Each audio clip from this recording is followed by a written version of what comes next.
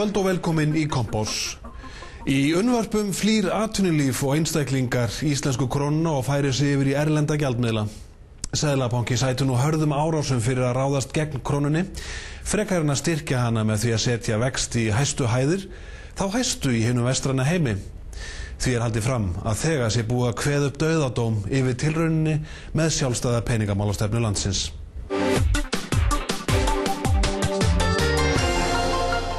Ofurvextir Seðlabankans eiga að vera viðbragð við verðbólgu sem þykir ennþá allt of há á Íslandi.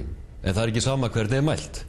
Ef Íslendingar mæltu verðbólgu með sama hættu og Evrópusambandið væri hér sáralítil verðbólga og Bandaríkjamenn beita heldur ekki sömu aðferðum að við.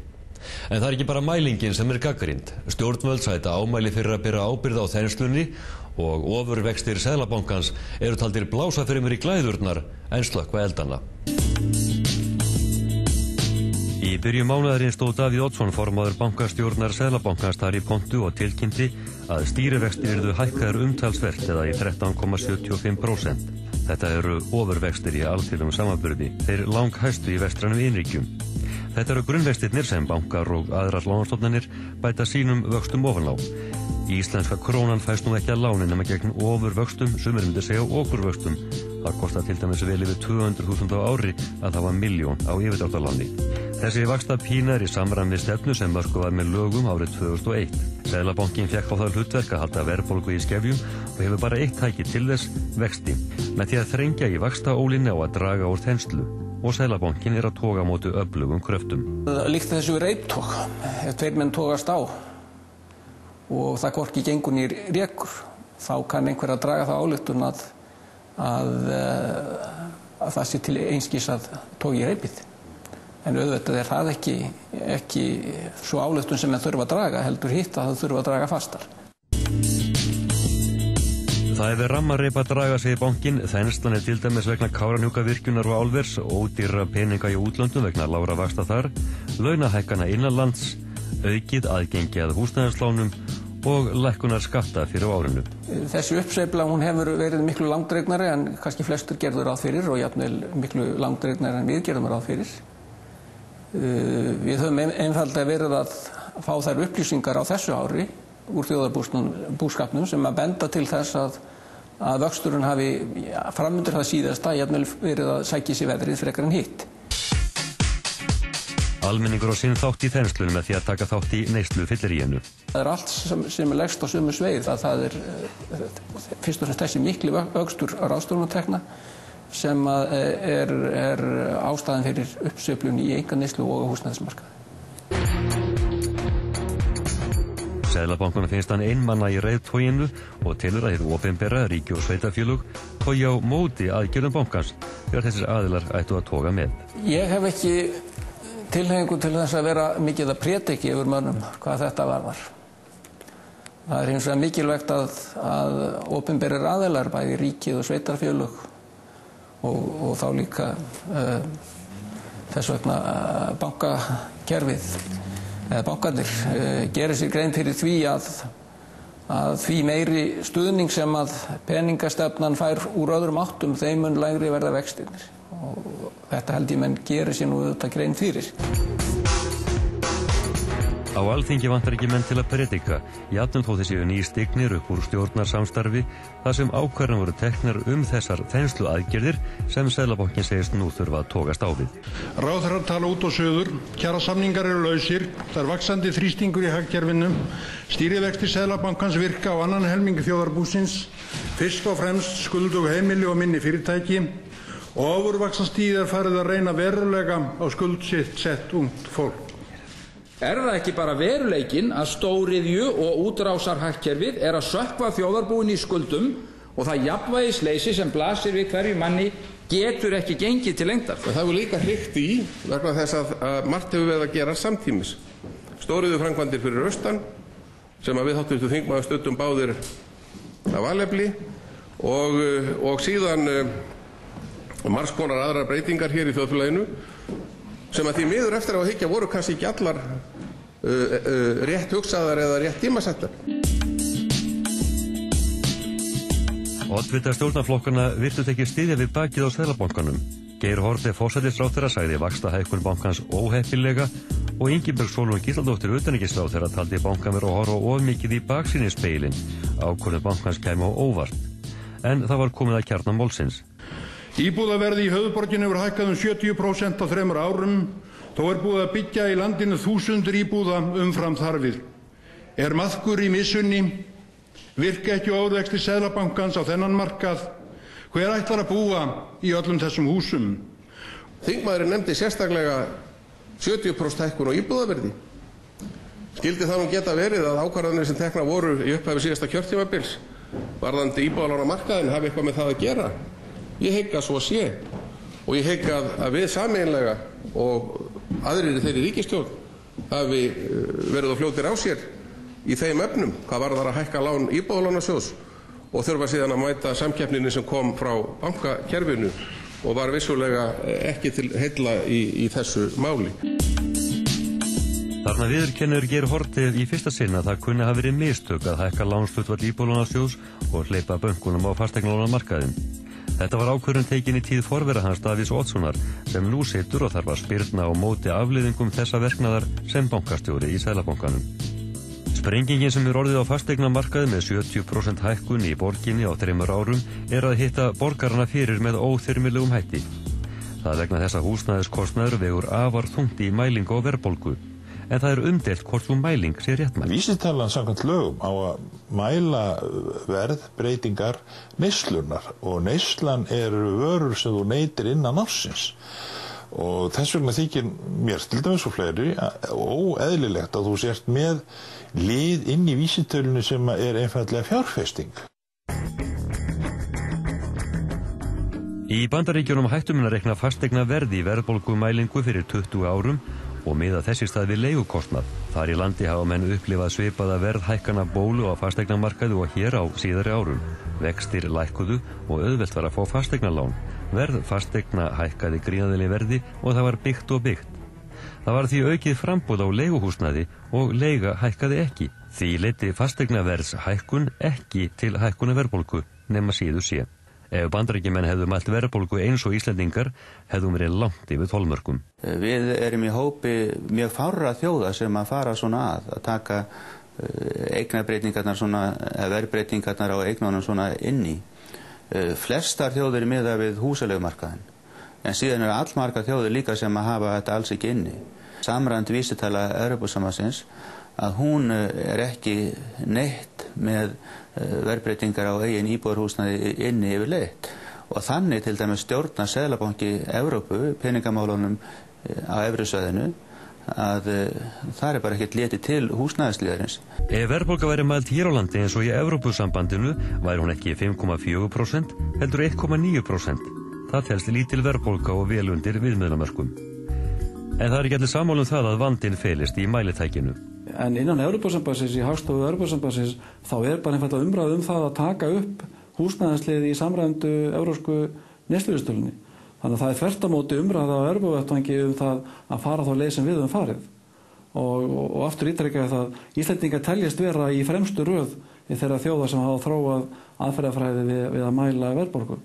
Þannig að ég sé enga ástæðu þess að við farum að taka þetta út úr myndinni hjá okkur af því að þetta einfaldlega það stór liður í rekstri heimilanna og væri þá bara fölsun á vísitölunni og það verður engin trúverðugleiki yfir því ef við ætlum bara að mæla það sem að hendar hverju sinni.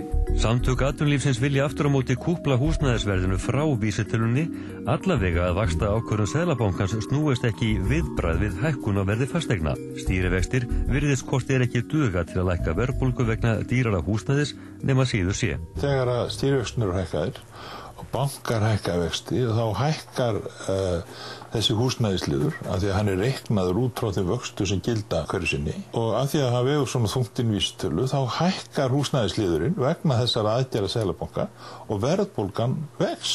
Og þá eru aftur hvatið til stýrivaxta hækkunar? Nú endanlega. Þetta þá hundalógík? Já, þetta bítur í skottið á sjálfur sér, eins og sagt það bara þannig.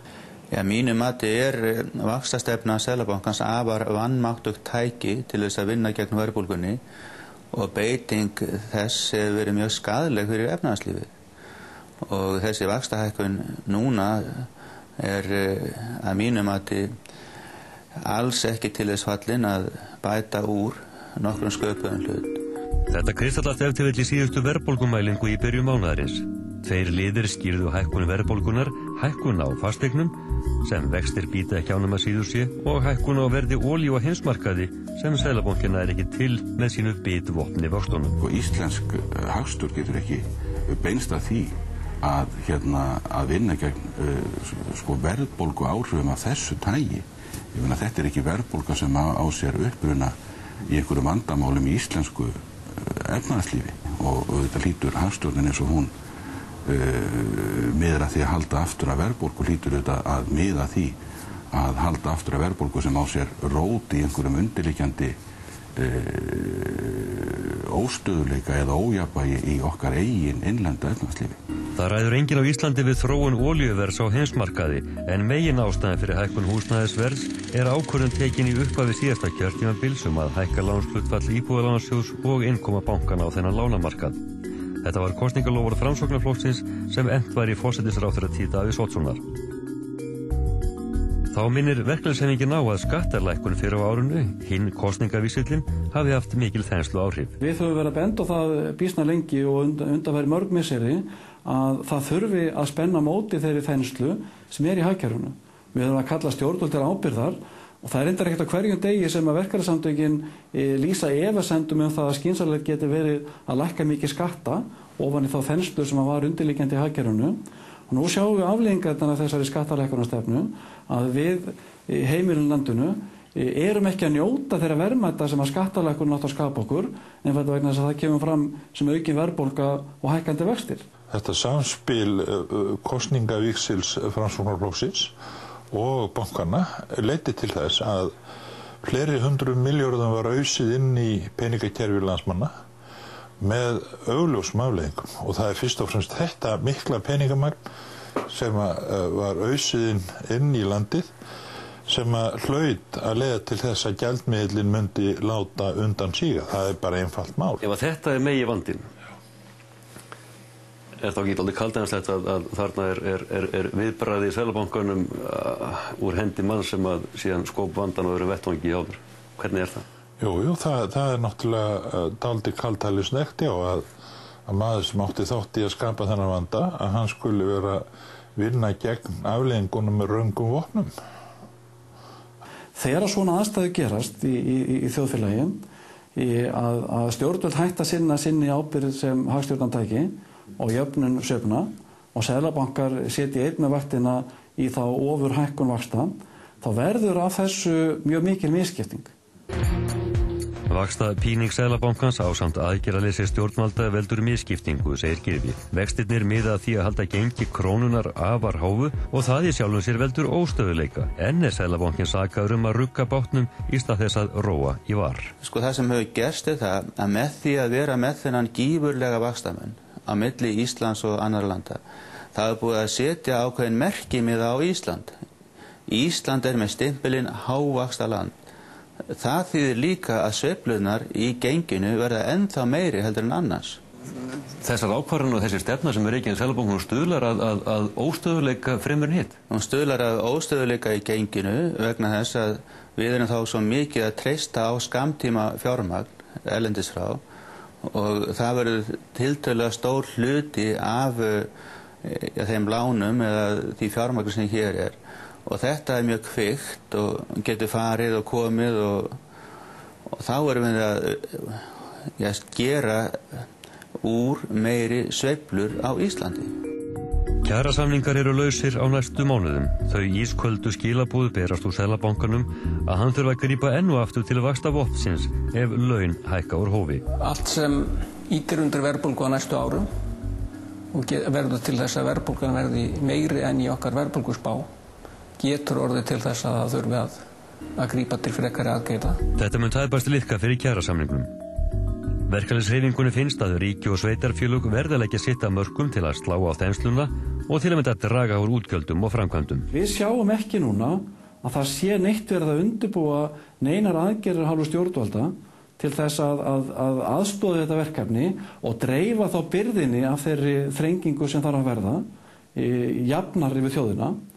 Og hlustandi forsætisráðherra í gær sem telur það að það þurfi ekkert að gera og þetta sé bara einhver klisja sem að væntanlega við og Seðlabankinn og alla greiningadeildir, OECD og Alþjóðabankinn eru allir að benda á með einhverja klisjur þá við forsætisráðherrann að það sé þörf á því að samstilla hagstjórn stjórnvalda og Seðlabanka.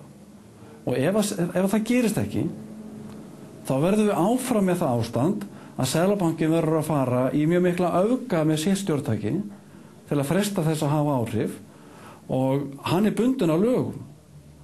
Hans markmið að stuðla því að verðbólga lækki en ég get alveg tekið undir það að þegar hann einn að gera það við þessar aðstæður þá er bitleysi í vopninu og það getur svo aftur leitt til þess að það þurfa að nota það með miklum öfgum sem kemur síðan fram í því að krónan ofursterk þrátt fyrir það við séum að missa þriðjung af þorskafla.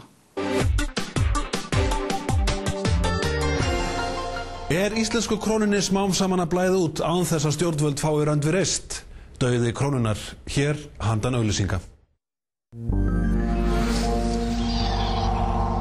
Luxor, hugljúf og þægileg plata með íslenskum dægurperlum í bland við falleg erlend lög. Luxor, komin í næstu verslun. Veruleiki draumana. Ingibjörg Haraldsdóttir segir hér á myndrænan og lifandi hátt frá uppvexti sínum og mótunarárum á umbrotatímum í 2 heimsálfum. Reykjavík fyrir hálfri öld, Moskva á 7. áratugnum og Havana á þeim 8. Mál og menning. FM 957 kynnir ein flottasta mynd ársins á DFT. Pirates of the Caribbean at World's End. Should he be doing... Taktu þátt í jólaleik Pirates of the Caribbean. Límmiðin á myndinni geti fært til 42 tómu Philips plasmasjónvar og margt fleira. Græna ljósið kynir La Vie en Rose. Stórbrotin ævi Edith Piaf í allri sinni dýrð á hvíta tjaldinu. La Vie en Rose. Komin í regnbogann. Mæling heimsins eftir Daniel Kellman sambland af vísindasögu og lygasögu. Stórfenglegt meistaraverk. Bjartur. Nei, nú hann fjórfaldur. Lotto.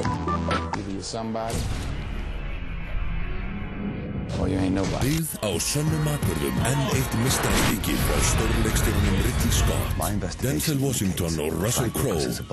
Ekki missa þetta bestu mynd ársins. American Gangster.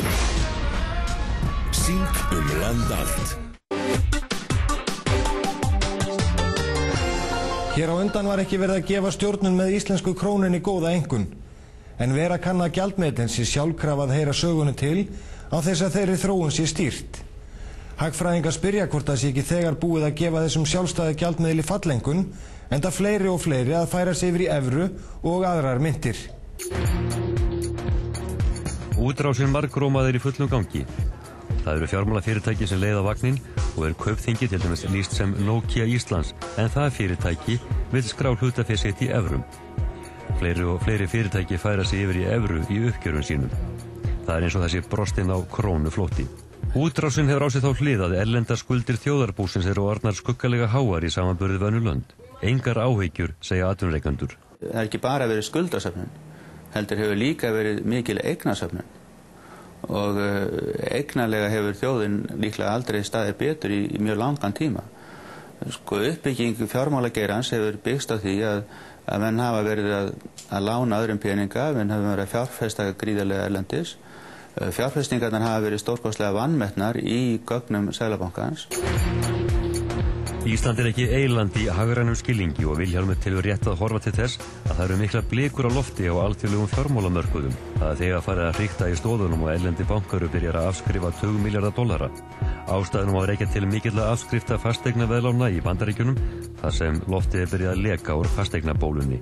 Í þessu ljósi ætti Seðlabankinn lækka vexti, ekki hækka. Seðlabankinn ætti fyrst og fremst að byrja því að lækka vextina og ég ef að menn spá því til dæmis að fjármálamarkaðnir verði niður í áfram sem að mér sýnist að geti alveg gerst og menn bara sjáu fram á það tap sem við erum að verða fyrir, bara spáu eins í það hvað við erum að tapa mörg hundruð milljörðum á þessu. Þá ætti Seðlabankinn núna að vera að lækka vexti. Ef við lítum til dæmis á bandaríska Seðlabankann að þá hefur hann verið að líta einmitt til þessa og hvaða áhrif það hefur á atvinnulífið, hvaða áhrif það hefur á atvinnuleysið og hagvöxtinn og þeir hafa verið að lækka vexti núna í tvígang til þess að takast á þessa hluti, þessi áhrif á hagkerfið. Og við munum sjá það núna að ef þetta gengur svona þá bara töpum við miklum peningum. Það verður mikil samdráttur í eftirspurn út af þessu, menn hafa að halda sér höndum í fjárfestingum og öðru og þetta getur gjörbreytt öllu því ástandi sem við verið hér núna á undanförnum árum. En fyrirtækin íslensku ekki bara að flýja krónuna, það eru einstaklingar einnig farnir að gera. Erlendar skuldir heimilanna hafa tvöfaldast á einu ári og skýrist að því að æ fleiri taka erlendi lán til fasteignakaupa. Það er nú svo komið að fólk vill fara að semja að fá laun sín í evrum líka eða að minnsta kosti hluta þeirra. Þegar allt í litum á að spyrja hvort ekki sé þegar búið að afskrifa krónuna. Árið 2001 var ákveðið að stýra krónunni með vöxtum og hafa það meginmarkmið að halda verðbólgunni í skefjum. Þetta var tilraun. Er dómurinn ef til vill þegar fallinn? Það er kannski svo að þeir sem að helst notast við gjaldmiðilinn, það er náttúrulega viðskiptalífið hér, atvinnulífið, almenningur. Það er kannski spurning hvort að svo þróun sem við höfum núna séð með vaxandi notkun erlendra mynta víðsvegar í atvinnulífinu, hvort að hún feli í sér umsögn eða jafnvel dóm atvinnu- og viðskiptalífsins hér yfir þessari tilraun og hann birtist þá í þessu að í vaxandi mæli þá hverfa menn frá hinum innlenda gjaldmiðli og halla sér í aðra átt. Það má kannski segja að þessi markmið með að vera með fljótandi gengi og verðbólgumarkmið að þau hafi bara hreinlega aldrei verið raunhæf vegna þess að leið og þetta gerðist þá opnuðum við landamærin fyrir fjármagnsflutningum. Þeir hafa verið að aukast alveg frá 1995 þegar við gerumst aðilar að EES og hagkerfi hefur verið að breytast úr lokuðu einhæfu hagkerfi í opið fjölbreytt hagkerfi að við þessar aðstæður þá er vonlaust að reka svona lítinn gjaldmiðils og krónuna í þeim ólgusjó sem er á alþjóða gjaldeyrismarkaðum. Við höfum nú ekki verið að nálgast málið á þeim forsendum að það ætti að kasta krónunni og taka upp evru eða einhvern annan gjaldmiðil. Það má segja hins vegar að það hefur orðið ákveðin þáttaskil í þessari umræðu síðastliðið sumar þegar tilkynnt var um niðurskurðin á þorskuðanum, 60.000 tonna niðurskurð og þá hækkaði gengið í kjölfari. Það held ég að hafi svona sent bara þau skilaboð út í efnahagslífið að gengi krónunar ræðst ekki lengur af því hvernig gengur í hefðbundnu útflutningsgreinum heldur fer gengi fyrst og fremst eftir því hvernig kaupin gerast á eyrinni í hinni nýju stóru útflutningsgrein sem er fjármálastarfsemin. Gjaldmiðill er náttúrulega bara tæki, hann er ekki hugsjón eða hann er ekki eitthvað sem að menn bindast einhverjum svona tilfinningaböndum eða neitt af því tagi, þannig að menn hljóta bara að meta það kalt í ljósi þeirra efnahagslegu hagsmuna sem við erum að etja. Við viljum reka hér velferðar þjóðfélag, við viljum hafa hér uppgang og vöxt og hagsæld og við viljum geta borga velferðina af þeim tekjum sem að verða hér skapaðar í atvinnulífinu. Hvaða leiðir eru bestar í því efni? Það er auðvitað þetta sem er aðalmálið. Og hvert er þið svarið þessar spurningu? Hvaða tæki er best fyrir fallið? Er það krónun eða er það evran? Það liggur fyrir í mínum huga að það er ekki síst þeir sem að eiga að búa við gjaldmiðilinn sem að meta það fyrir sig hvaða gjaldmiðill hentar þeim. Mér sýnist að í vaxandi mæli sé að koma í ljós mat af hálfu viðskiptalífsins hér, atvinnufyrirtækina, atvinnulífsins og eins og ég vísaði til beggja vegna samningaborðs, að annar kostur en sá sem að var valinn hér í tilraunaskyni 2001 kunni að vera happadrýri. Ég held að versta tegund evruvæðingar væri að hún gerist það sjálfu sér, óundirbúið og óaðlagað. En það ekki að gerast eins og menn að benda? Það massi bendir til þess, það er rétt höfður, að þegar að stór fyrirtæki og jafnvel ríkisfyrirtæki eru farin að sjá hagsmuni betur borgið því að vera með aðra gjaldmiðla og ég held að út frá hagsmuni launafólks geti þetta mörguleyti verið áhættusamt en það er alveg engin raunung á því að okkar félagar spurja okkur að því og eru að reyna að leita leiða það getur við ekki fengið að njóta þessa líka eins og aðrir og eru að finna leiðir það að taka minnst að kosti hluta launa sinna með evru og ég held að þetta nýja framferðið bankana varandi húsnæðislánin muni ýta undir þá tilhneigingu að fólk vilji taka hluta sinna launa í gjaldmiðli og geta þá tekið erlend lán á móti til þess að forða sig frá þessari ofurvaxtastefnu Seðlabanka og banka. Ég þeirra skoðunar hefur verið lengi að gjaldmiðlinn sé ónýtur og svo ég talaði ónýtan gjaldmiðil í ónýtum Seðlabanka. Það einfallega það sem ég var að tala áðan að þegar við opnum hagkerfið fyrir fjármagnshreyfingum, þegar við hættum að búa í lokuðu sovjesku hagkerfi eins og við höfum búið við á alla 20. öld meira og minna. Ég kalla þetta sem sé nýlendu, heimastjórna nýlendukerfið. Þegar við hættum að búa í þessu lokaða skrýtna hagkerfi sem við vorum í, þá er alveg vonlaust að halda hér upp í gráðið einhverjum gjaldmiðli sem að enginn tekur mark á.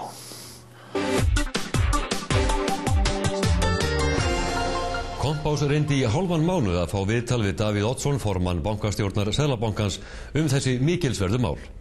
Hann tók líkindalegi það framan af en snýrist hugur þegar þátturinn var í lokavinnslu og beindi erindinu til annars bankastjóra bankans. Hann kom loks í viðtal þegar þátturinn var nánast frágenginn.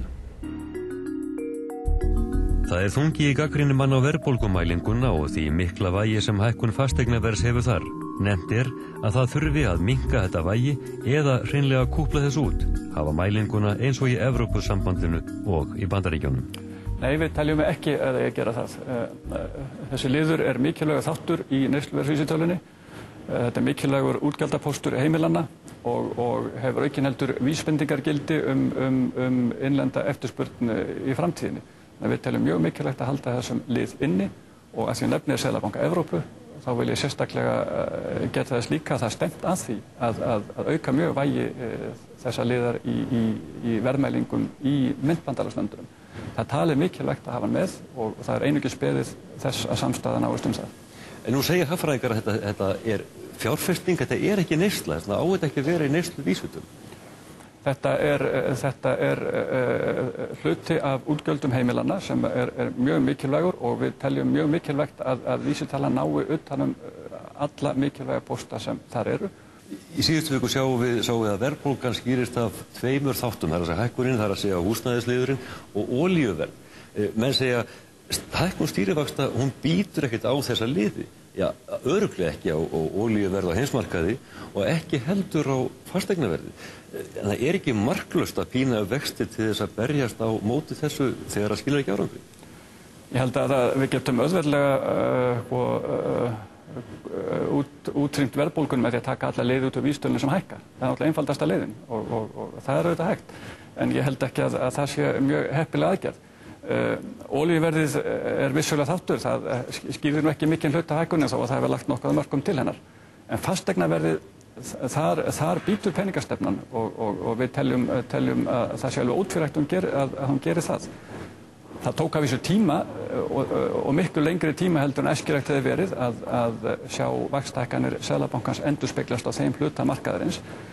Sumpart vegna þess að bankarnir glímdu þar við í samkeppni við Íbúðalánasjóð en vextir tók hvað hækka þar fyrr á þessu ári hjá bönkunum. Þeir hækkuðu allir fasteignaverðanna vexti sína eins og þeir hefðu ærið tilefni til vegna stýrivaxtahækkana Seðlabankans. Íbúðalánasjóður satt eftir. Hann hefur notið þeirra forréttinda að geta fjármagna lán sín með lántökum til mjög langs tíma á lágum vöxtum og þess vegna gat hann beðið með að hækka vexti þar til nú að það gerðist í morgun. Og við teljum fullvíst að sú aðgerð ásamt því sem bankarnir hafa gert muni skila árangri á þeim markaði. En eru þá ekki að pína niður fasteignaverð? Við erum ekkert að pína niður fasteignaverðið í sjálfu sér, en það er auðvitað, fasteignaverð getur ekkert hækkað í það endalausa. Það er búin að vera hér mjög mikil fasteignaverðshækkun á undanförnum misserum og árum og það getur ekki gerst í það endalausa. Og nú þegar vaxtahækkanirnar hafa komið fram, þá, eins og ég segi, þá teljum við fullvíst að það muni hægja á og jafnvel leiða til einhverja lækkana á fasteignaverði á komandi tíð. Það er erfitt að segja hversu hratt eða hvernig það gerist, en ég held að hljóta að gerast. En er ekki nokkuð ljóst að fólk með hreinlega bara flýja undan krónunni og gera eins og hefur verið gert í vaxandi mæli, þar að segja að fjármagna fasteignakaup sín með lántöku í erlendum myntum? Fólk hefur frjálst að gera það í því umhverfi sem við búum í dag og ekkert við því að segja. Þeir sem að það gera verða hins vegar að gera sér vel grein fyrir áhættunni sem því að samfara. Og sumir geta auðvitað axlað hana og tekist á við hana, en það er ekki víst að allir geta það. Menn verða að gera sér mjög vel grein fyrir þeirri áhættu sem þeir takast á hendur í því.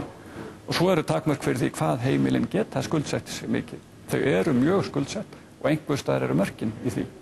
Breytingarnar á íbúðalánamarkaði höfðu náttúrulega feiknarlega áhrif og það sköpuðust tækifæri fyrir heimilin í landinu til þess að taka lán með allt öðrum hætti heldur en áður hafði verið og að því Íslendingar eru alveg einstaklega fúsir að skuldsetja sig þá stóðust þeir náttúrulega ekki mátið. Er það ekki bara stórkostleg efnahagsmistök að láta þetta þrennt fara saman? Stóri framkvæmdir, þenslu á fasteignamarkaði, íbúðamarkaði og skattalækkanir?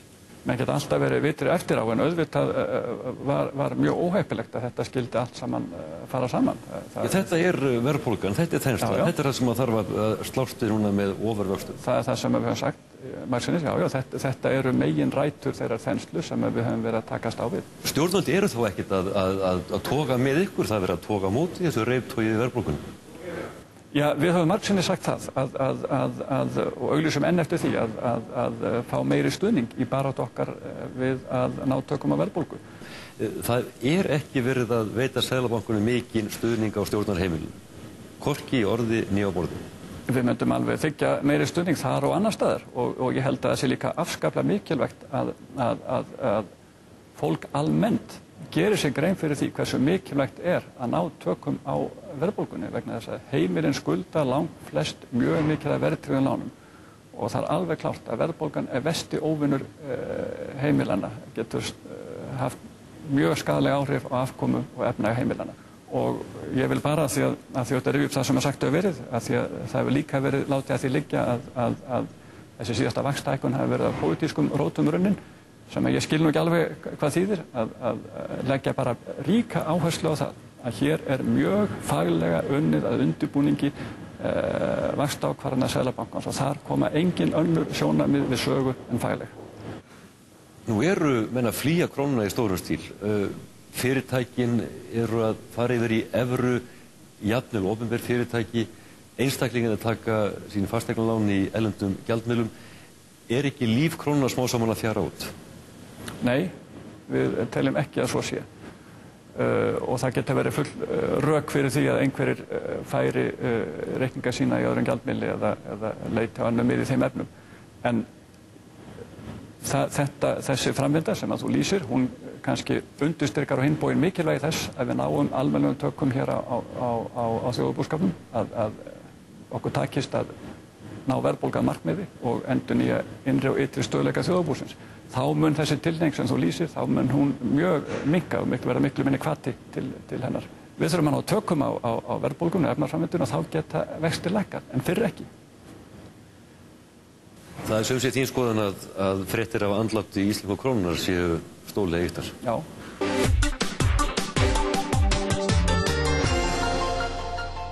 Þættinum er að ljúka að sinni. Vefsíða Kompás er á slóðinni vísir.is/kompás. Þar er hægt að senda inn nafnlausar ábendingar. Við bendum einni á netfang þáttarins sem er Kompás hjá stöð2.is. Þættinum er lokið. Góðar stundir.